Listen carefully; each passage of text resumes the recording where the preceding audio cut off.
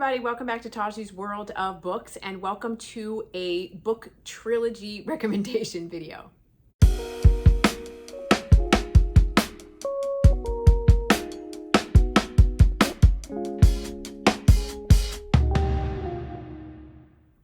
Hey guys, well that was an oddly specific intro. So what I'm going to be doing today is talking about Giana Darling. I absolutely love Giana Darling. I love her Fallen Men series, and I have been waiting for the Evolution of Sin and When Villains Rise trilogy. I can't remember exactly how she refers to the trilogy. I will put it in the description box below, but I've been waiting for this to all come out on audio so that I could read it in order. So let me say this. I originally read this, When Heroes Fall and When Villains Rise, and this is the anti-heroes. I read this first and I hated it. And I recognized that I didn't understand really what was going on because I was coming in at the tail end of the story.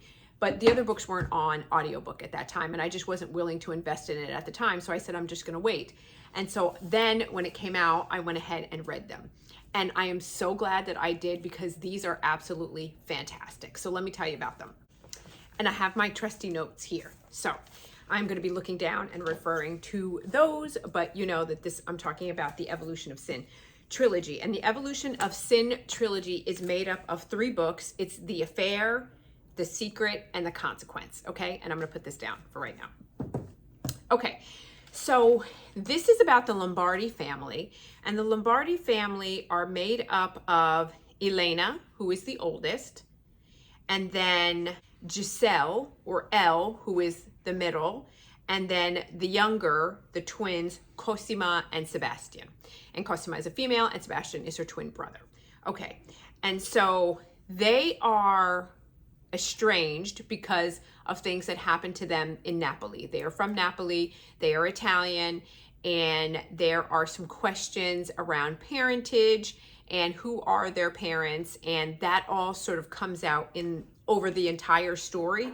So even though the Evolution of Sin trilogy sort of wraps up and you know what's happening here, the story is going to continue to evolve, right? And we're going to hear more in Cosima's books, and then ultimately in Elena's books.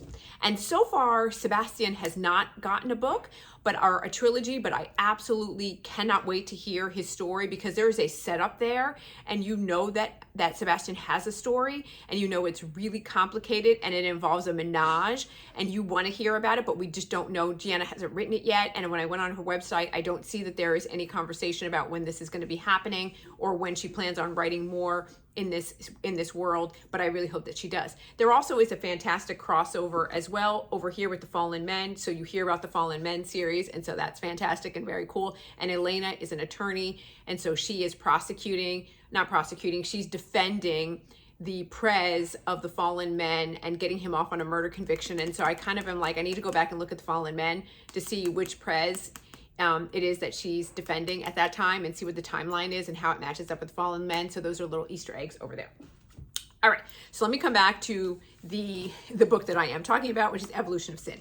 Okay, so in the first book, in The Affair, Giselle has been living, or Elle, she's been living in Paris. She speaks French fluently. They're all from Napoli. She speaks Italian, but she is an artist, and her family has paid to, when I say her family, specifically Cosima, who is a model, and we hear about her, but she's kind of off to the side in the beginning, has paid for her to go to art school and to live abroad in France, and that's where she has studied, and she is in the process of moving back to New York to be with her family and to be reunited, and she hasn't seen them in quite a long time because she was sent away for her safety.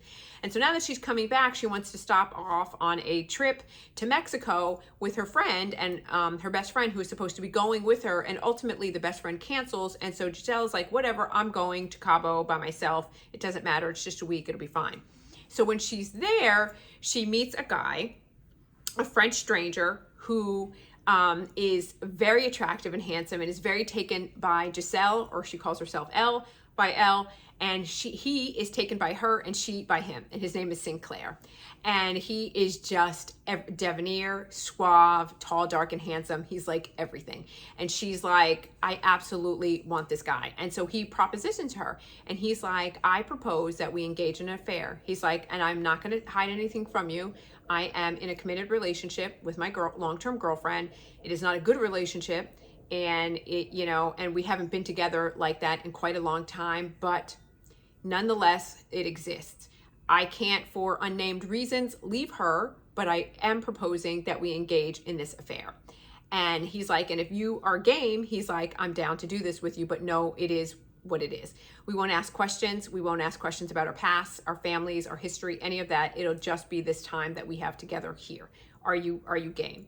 And she thinks about it, and she ultimately decides, I am absolutely game. And so they embark on this affair, and it is fantastic and wonderful. And he's there to conduct business. He's meeting with an associate to do a business deal, and they invoke in this affair, and they see the change in him instantly when he's with Elle. Every one of his partners absolutely love her, and they want them to be together, and it's fantastic. And he brings out the dominant side. You can tell that he's got this not a hidden alpha, the alpha is out there, but he's got a hidden dom side. And he hasn't been able to explore that dom side because his girlfriend at home abhors it and thinks it's disgusting and dirty, and she just won't do it. And so, but with Giselle, he is able to explore those details and explore his kinky side, and she is all game for it. While Giselle has had experiences, and she has been, in sexual situations, she has never actually had sex. And so this is a way for her to actually rid herself of her virginity. And so it's a win-win situation for everybody. And so the affair is actually that. It's all about them being in Mexico and having an affair. And so I have to say, in all honesty, it's slow going because it is a little bit of a slow burn, and it is a little bit of repetitive because it's like, is this going to take off? Like, what's going to happen, and what is this all going to mean?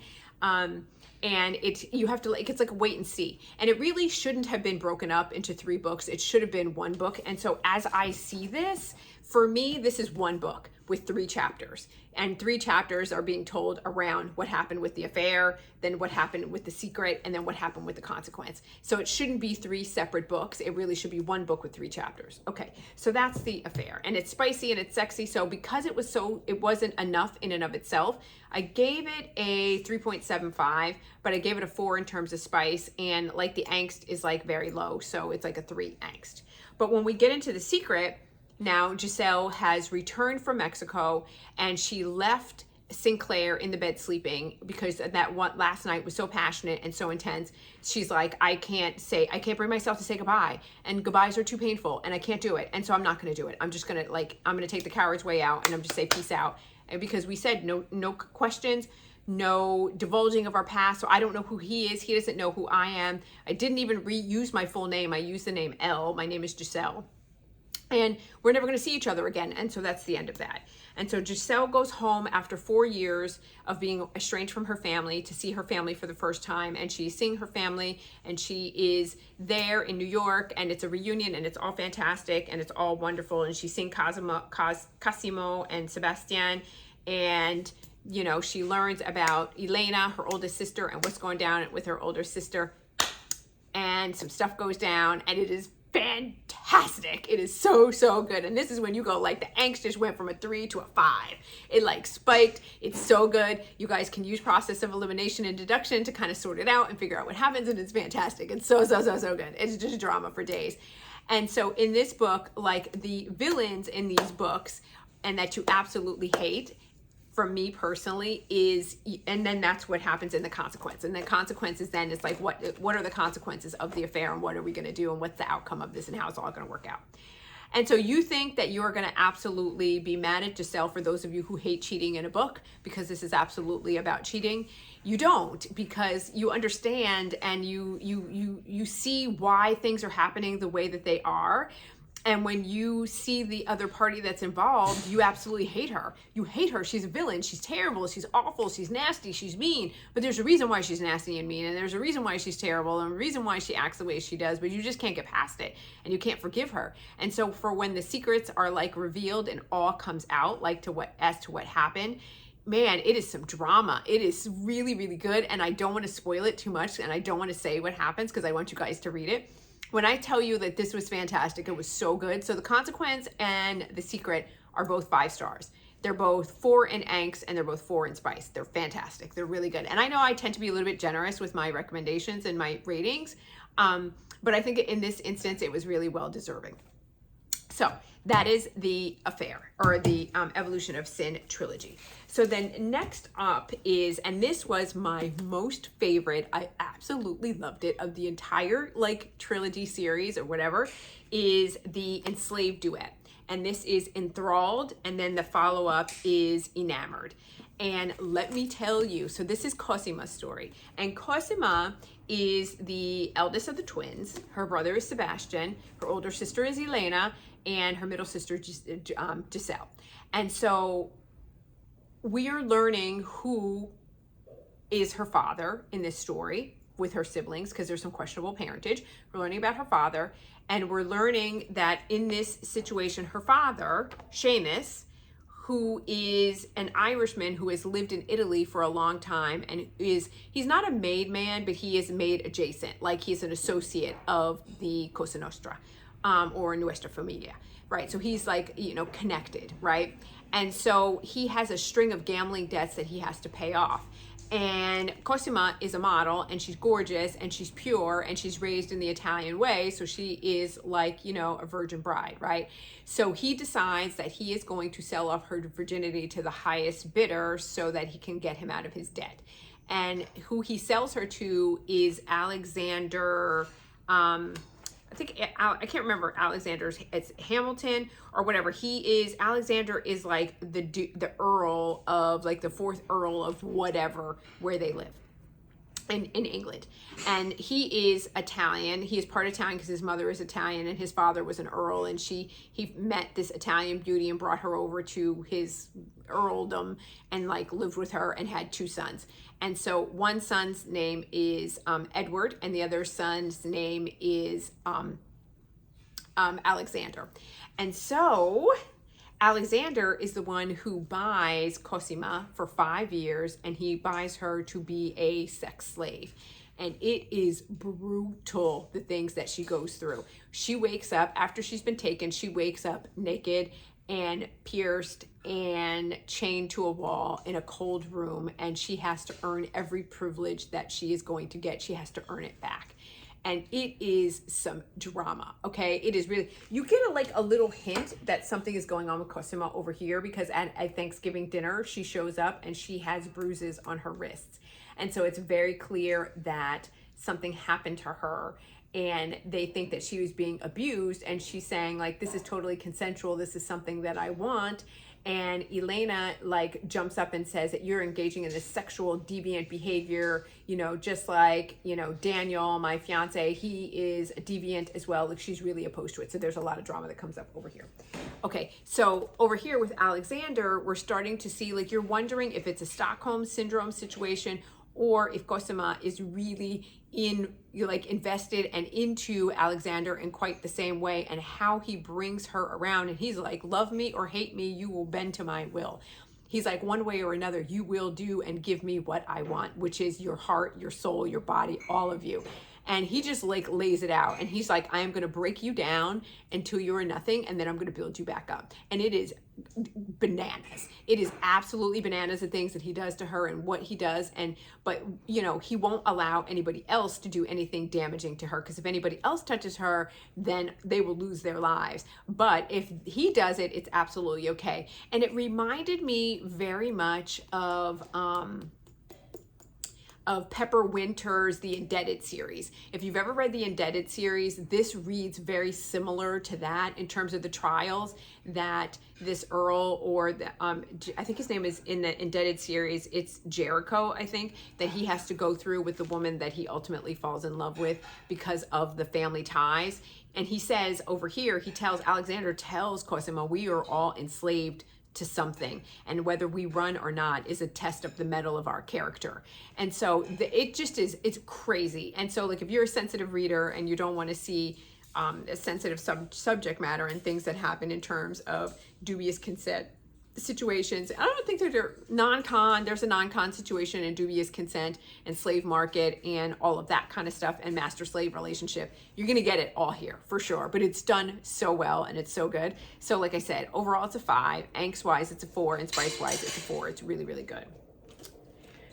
So then the wrap up of that is Enamored, and it's really about the tables are turned. And there is a time gap and a time jump that happens here, and it happens for a reason, so it doesn't really bother me, because for those of you who have watching for a long time know that I don't like time jumps, because I think that that's a useless waste of characters' time. But in this situation, you know, in order for them to get on equal footing, and things have to happen if they are going to make this relationship a go, and if they're going to figure out how to do this. And that's how this all sort of comes out in Enamored. And it really comes to a satisfying end. You really enjoy everything that happens in this book. And like I said, this is the best of the lot for sure. It is so good. And trying to bring down a secret order, and trying to make the members of the secret order pay for the atrocities, and for engaging in the slave market, and for the death of women, and the things that they've done to women over the years in the name of this organization are really despicable, and they really need to be called to account for their crimes, and they really are in this, and it's fantastic. It's so good. Okay, so then we jump into the anti-heroes, and this really is the wrap up, and this is it's really the redemption arc for Elena, because we've hated Elena for so long, because I have anyway, because of the way she behaved. And so this is her redemption arc, and this really explains why she does what she does, and where she's coming from, and her insecurities, and her belief that she's not good enough, and why she lashes out, and she really sort of explains herself. But for me, it's a day late and a dollar short. Like, I get it and I understand it, but I still don't really like you. But in order for this to kind of play out, like, she needs to be doing what she's done. She needs to have had the experiences that she's had, and she needs to be placed with the partner that she's placed with, because it's all sort of a perfect culmination for her. And so we see her when heroes fall, and then when villains rise. And it really is about her relationship with the partner that is selected for her. It's about her role as an attorney. It's about her looking towards the things that she's valued so much for her whole life. She basically is a type of woman that puts a suit of armor around herself. And that suit of armor that she puts around herself is how she dresses. It's that perfectly coiffed hair. It's the perfect stiletto heels that she wears.